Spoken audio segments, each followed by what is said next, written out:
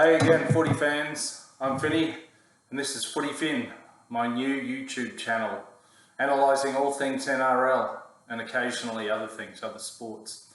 Listen, just on the back of the Dolphins' debut and stunning inaugural win in their first game in the NRL, I wanted to follow up on a couple of points about Big Artie Beetson.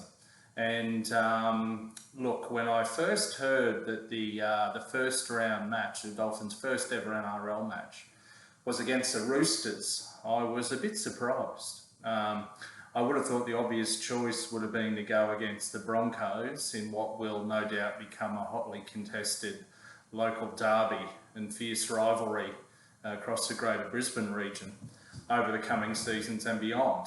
But then I've realised that in fact Artie Beetson started as an 18-year-old with the Redcliffe Dolphins. He'd come down from Roma in the country, very talented young Aboriginal man.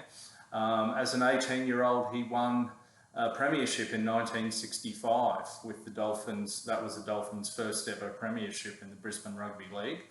And then Artie went from there to Sydney, to Balmain, the Tigers, to the eastern suburbs Roosters, where he won a couple of premierships back-to-back in 74, 75. Then he finished off his New South Wales Rugby League career at Parramatta in 79 and 80. And then in his final ever season of playing competitive rugby league, Artie returned to Queensland and to the Redcliffe Dolphins, where it all began in terms of his senior career. And he was captain coach of the Redcliffe Dolphins in 1981. Went on to live in the area and have a pub in the area, and just love the area. So look, and unbeknownst to me until recently, in his original autobiography, he said he had a dream that one day the Dolphins would make the NRL, and his dream was to see a Dolphins Roosters game. So now it all makes sense, right? It was actually a very clever choice, and that game's going to contest a particular shield, and the player of the match is the Artie Beetson medal or some similar name. Anyway, so linked to all that, I was watching the NRL on I think it was Friday night, the Channel 9 commentary, and Joey Johns and Gus Gould were discussing matters such as that. And Joey said, so Artie returned for his final season in 81. And Gus goes, yes, that's right. And they made the grand final, didn't they? Yes, that's right. And did they win that? And neither of the fellas knew. I don't know. I don't think so. I'm not sure. So, fellas, bit of a history lesson, actually. And look, funnily enough, I've been around the traps for a while, followed the New South Wales Rugby League, the Brisbane Rugby League, the Queensland State League Cup, etc., the KB Cup, the Panasonic Cup, etc. So I do actually remember this particular day. It was the 1981 Brisbane Rugby League Grand Final at Lang Park, and we had the Redcliffe Dolphins up against the Southern Suburbs Magpies. And now the Magpies had actually lost 2 grand finals on the trot. They lost in 1980 to Norths, and then they were smashed in the 1981 grand final by Valleys Football Club, who had a young lock at the time by the name of Walter Lewis, and we'll hear more about him another time. So Souths came into the match. I think Redcliffe had won the minor premiership and been the fancied contenders all year. There was also a fullback called Ian Bunny Pearce for the Dolphins, who'd had a long and famous career with that club, and he was, along with Big Artie, I believe, was playing his final ever game. The Dolphins had actually lost at least 3 grand finals throughout the 70s, and I don't believe they'd won one since they won it with in 65, their inaugural premiership, with an 18-year-old Artie Beetson. Are you still with me? Is this interesting? Anyway, look, it's going to get better. So basically, Redcliffe led throughout the match. It was a closely fought match. Those were the days of the 3-point tries as well. And in the dying minutes of the match, Redcliffe were up 9-8.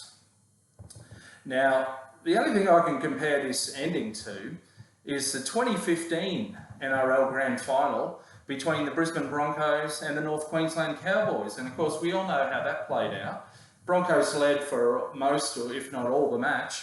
And they, sadly, sorry for Broncos fans and ex-players, I believe Justin Hodges was playing his final game in that one, by the way, so he knows how Artie feels.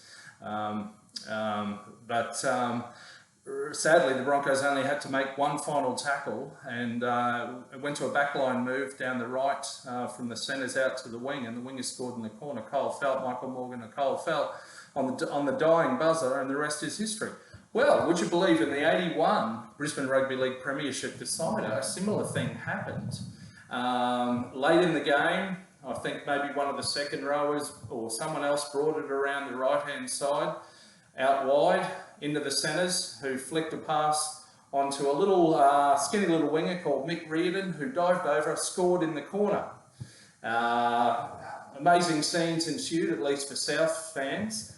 I think the kick was put over and they won. The South Magpies won 13-9. Sadly, it was a demoralising, and it wasn't to be a fairy tale finish for Big Artie or for Ian Bunny Pearce, and that is sad, because it would have been a very fitting way for Artie in his final season as captain coach to return to the club where it all started as an 18-year-old. Anyway, it wasn't to be. The Magpies won after having lost two previous grand finals. Interestingly, who was the centre who threw the last pass to the winger to score? It was a young fellow who might have only been 19 or so at the time, by the name of Malcolm Meninga. Mel Meninga, a young gun who also debuted in the first ever Queensland Origin team in 1980, which was captained by Big Artie, and included a fellow by the name of Walter Lewis, whom I mentioned earlier, and others. But Mel Meninga threw the last pass. He played the role of Michael Morgan, you might say, although it wasn't a flick pass, it was a regulation pass, quick hands through the defenders. Mick Reardon was in the corner. There is footage of this on YouTube. You might have to search a bit hard, but I think there's about an 8 or 12 minute highlights reel. I'll put the link in the comments. And Mick got so excited after scoring the try, he's jumping up and down. Big Mel comes over and gives him a hug and basically throws him to the ground like a teddy bear. You'll have to see that. Mel kicked, I think, 3 goals in that game, all toe pokes, of course, and they won. So there you have it. There's a bit of history. That was the story of the 1981 Brisbane Rugby League Premiership decider. And let me also say, it does tie back to the Dolphins, because who was South's coach either on that day or in the few preceding seasons, including one grand final loss at least? It was a fellow, the South's coach was a fellow by the name of Wayne Bennett. Have you heard that name before? Wayne Bennett, currently the inaugural Dolphins Foundation coach. So there we have it. It's life comes full circle, people. But we all remember the spirit of Big Artie there at Lane Park. And interestingly, Artie played 3 games for Queensland, the first ever Origin, the last ever non-Origin interstate match in 1981, because he was based at Redcliffe by then, he could play for Queensland, not for New South Wales. And then in the second ever Origin match in 1981, it wasn't a 3-game series there. So Artie played numerous games for New South Wales when he was based in Sydney, but 3 games for Queensland, including the first 2 ever Origins. And interestingly enough, poor old Artie, after he left Parramatta in 81, of course, they went on to win their first ever title Artie played his last ever season with the Eels in 1980, and then he left, moved to Redcliffe, and the Eels went on to win their first ever premiership, and the rest is history. So it wasn't to be for Artie, but a magnificent career, back-to-back titles with the Roosters in the mid-70s, and just a legend of the game, and immortal, I do believe. But listen, enough history for now. Holy shit, I've just hit the 10-minute mark again. Sorry about that if I've bored you. Thanks for watching. Thanks, footy fans. I'm a footy fan myself, of course. I'm Finny. This is FootyFin, my new YouTube channel. Hit me up, like, subscribe, do the notifications, like sponsor me, comments, etc. Love you all. See you again soon. Cheers for the history lesson. I thought there was something else I was going to say. Wayne Bennett. Oh, a few other magpies in that era that went on. Fullback Gary Belcher, another centre by the name of Peter Jackson, probably one or two forwards. Where did they all rock up later in the 80s? At the Canberra Raiders, also to be coached by Wayne Bennett.